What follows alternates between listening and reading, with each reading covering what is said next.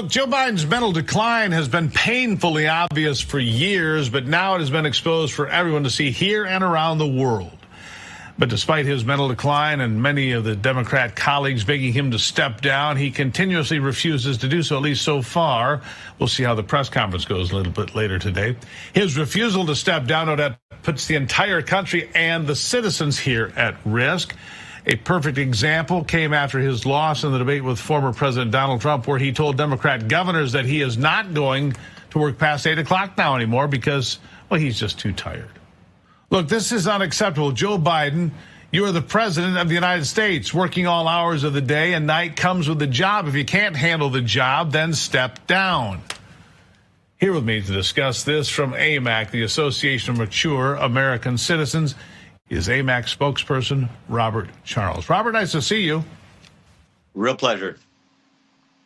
Arrogance and narcissism and a little bit of anger here and there have pushed Joe Biden all the way here. But where does it lead? You know, it's a remarkable thing for those of us who are older. And of course, AMAC, I think of us as the AMAC generation, those over 50 who've lived enough of life to be able to look at this and just really understand what we're looking at. This is really not acceptable. Let's use something like the babysitter test. Would you allow this guy to sit for your kids, assuming he's not going to leave the stove on and burn the house down?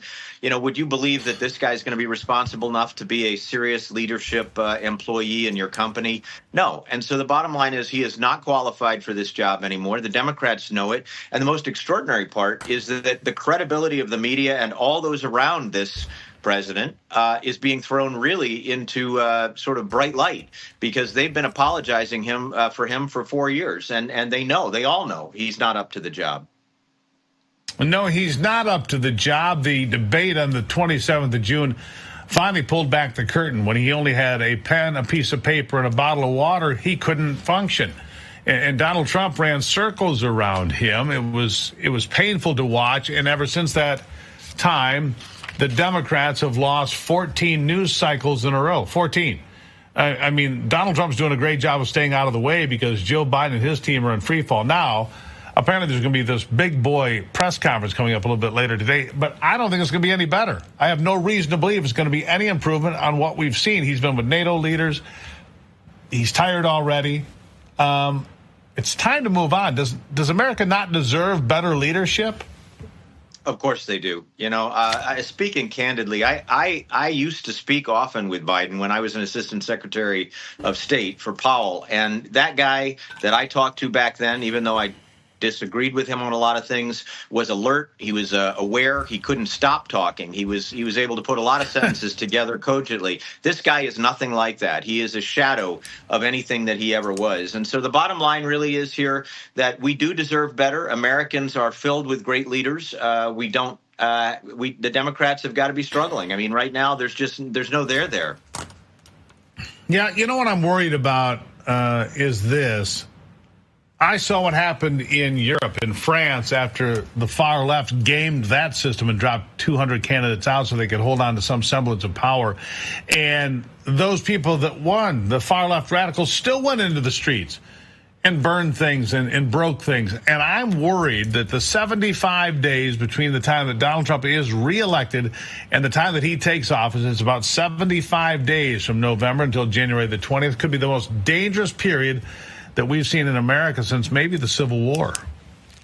You know, I don't think you're wrong, and I hate to say that because I really don't like thinking in hysterical terms. But the bottom line is rule of law is really at risk here. There has been an effort to undermine the legitimacy of the Supreme Court, law enforcement, all of our existing rules from our border to our policies against drugs. And the bottom line is that the left promotes chaos. If Trump wins, and it looks like he's on track to do that, I think that could be the highest area or period of disorder in 40 years.